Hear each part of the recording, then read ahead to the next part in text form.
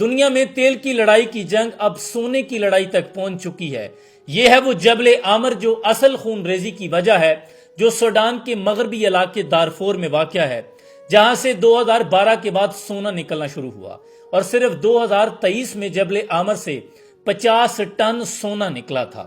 بخاری شریف کے اندر حضور اکرم صلی اللہ علیہ وسلم کی حدیث مبارکہ ہے کہ ان قریب دریائے فرات سونے کا ایک پہاڑ ظاہر کر دے گا اور اس کو حاصل کرنے کے لیے لوگ آپس میں لڑیں گے، چنانچہ ہر 100 میں سے 99 لوگ مارے جائیں گے۔ تم میں سے اگر کوئی اس کو پائے تو اس میں سے کچھ بھی مت لینا۔